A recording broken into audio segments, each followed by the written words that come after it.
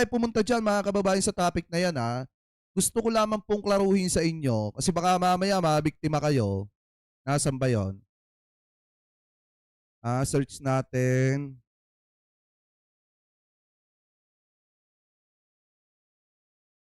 'Yan. Kasi baka mamaya mga kababayan mabiktima po kayo nito. Kinuha yung picture ko, identity ko, at ayan, yung mga picture na yan mga kababayan tapos nagdinegosyo, nagbibenta ng kung ano-ano. Hindi po akin yan. Ano po, kasi mukha po atang marami na ang mga nakabili dito, mukha po atang marami na ang mga nakipagnegosyo dito sa account po na ito. Hindi po akin yan.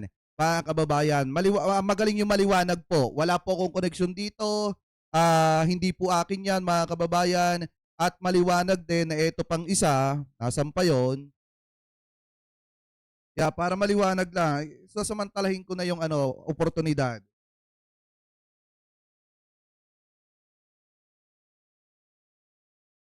Ayan. Hindi rin po akin mga kababayan, ito pong page na ito. Wala po akong business na ganyan. At yan, wala po akong business na ganyan mga kababayan. Siguro kung mag-aalaga ako ng buhay na baboy, yun. Yung masarap negosyo. Pero yung litsunan mga kababayan, wala po tayong negosyong ganyan. Kaya kung sino man po ang, kung may makatransaksyon man po kayo na ganito, hindi po akin yan. Ano po, magaling po yung maliwanag mga kababayan at ang tanging account lamang po natin, uulitin ko, walang iba kung hindi ito. Ano po, kung saan nag-upload po tayo ng yan, na mga video na katulad po nito mga kababayan. Magaling po yung maliwanag po para klaro po. Anyway, balik na po tayo dito sa next topic po natin. So ngayon, mga kababayan, eto na. Kung mapapansin po ninyo, may nakita po tayong balita na kung saan, bukod po sa balita pong lumabas kahapon, may balita din po lumabas ngayon na kung saan ito daw pong si Bong Revilla, Jinggoy Estrada, at ito daw pong si Saldico, kinasuhan na daw po ng plunder sa flood control scandal. So sabi po dito sa Abante, basahin po natin yung nilalaman. Yan. Sabi po dito, kinasuhan ng National Bureau of Investigation, NBI, ng plunder sina former Senator Bong Revilla, Senador Jinggoy Estrada at dating ako Bicol Representative Saldico kaugnay ng flood control project anomalya sa bansa mga kababayan. Sabi pa dito, ayon sa Department of Justice DOJ, bahagi ito ng tatlong magkakahiwalay na kaso ng plunder na kinasangkutan ng mga kilalang personalidad at kasalukuyang iniimbestigahan. Sabi po dito mga kababayan, ito daw po ayon po sa spokesperson ng DOJ mga kababayan. Sabi po dito, tatlo po yan.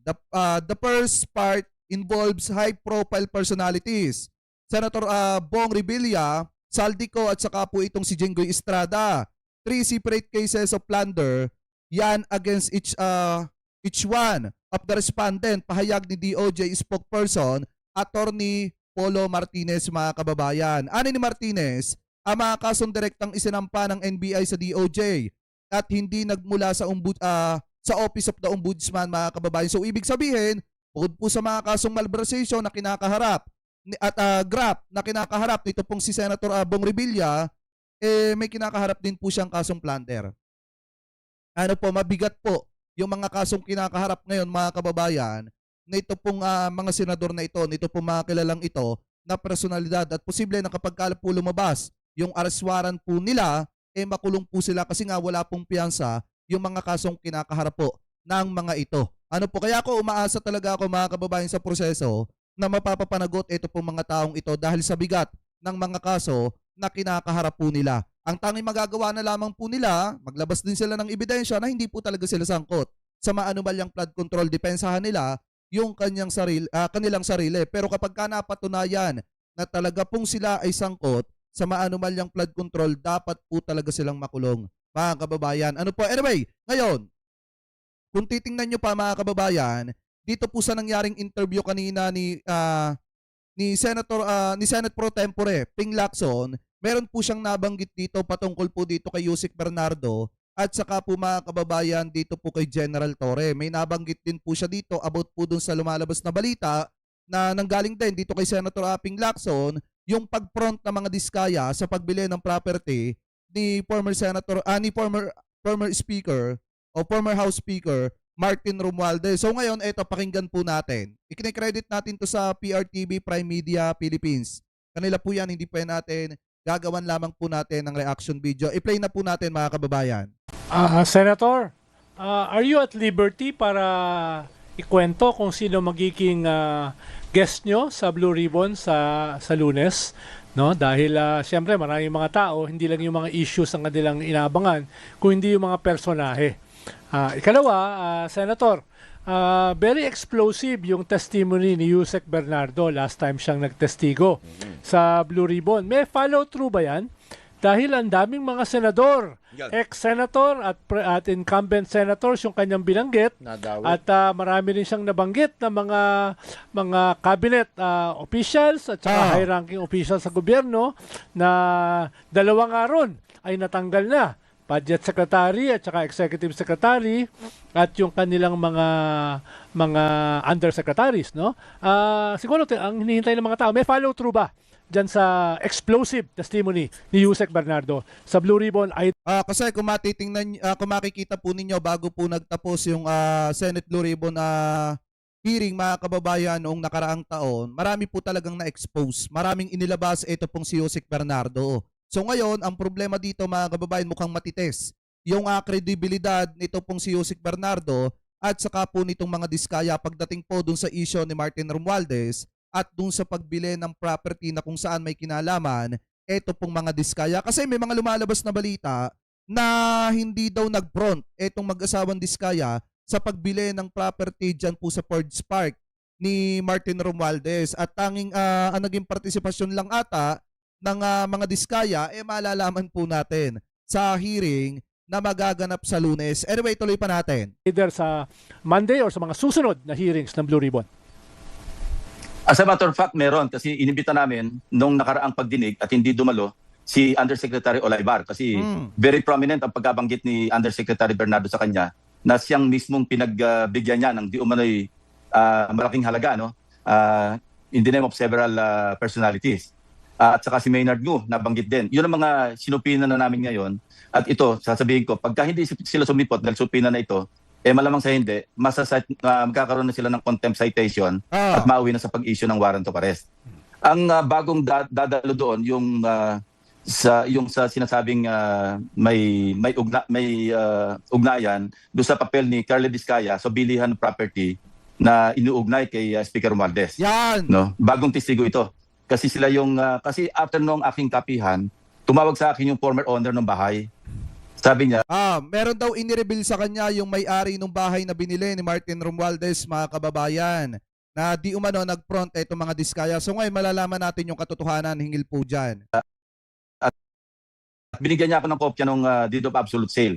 At doon, napatotohanan na hindi ginamit na front, no, si Diskaya kasi nakapangalan, sa iba nakalagay yung deed of sale.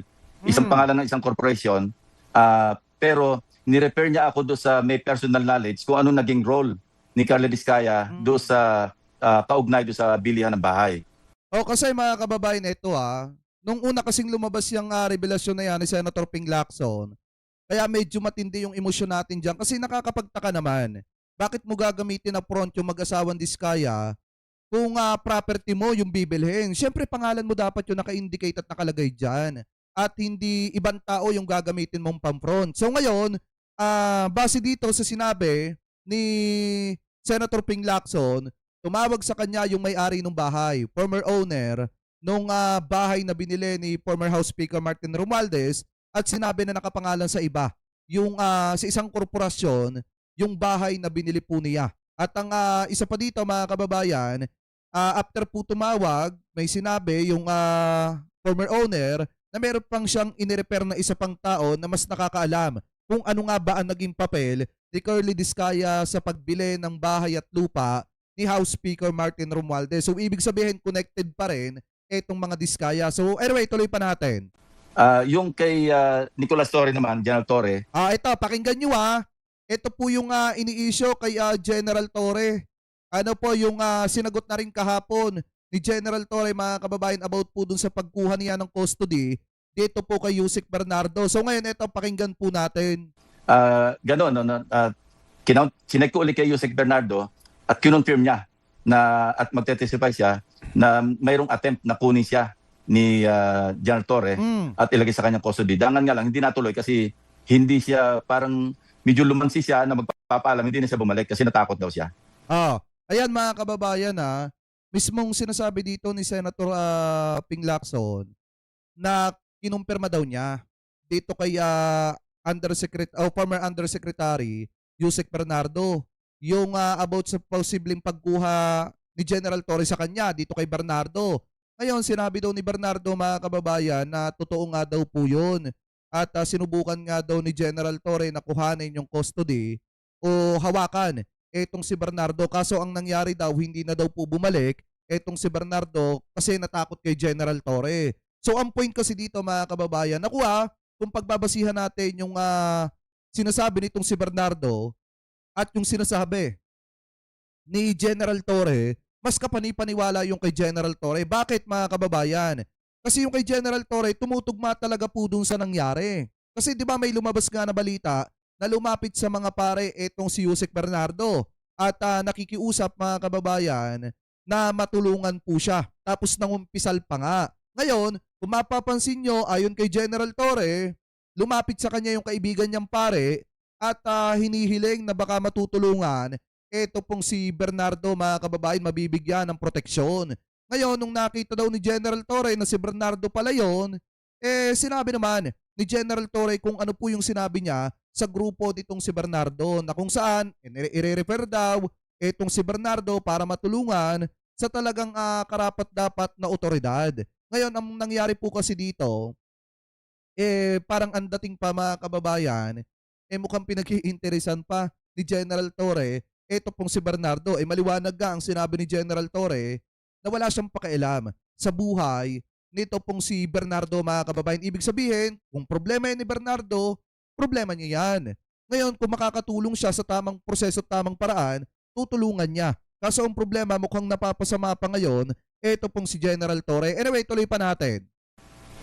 Senator, good afternoon, sir. Si Professor Guida David, sir. Yeah, Doc. Yes, sir. Tanong lang, sir, how does the Senate Blue Ribbon Committee intend to establish the evidentiary chain of custody and authenticity of these documents, especially given na they involve internal programming and allocation records mismo within the DPWH, sir? I always say you can't manage what you can't see. May ads pa. Anyway, shoutout po sa inyo Shoutout po. Ayan, tuloy natin.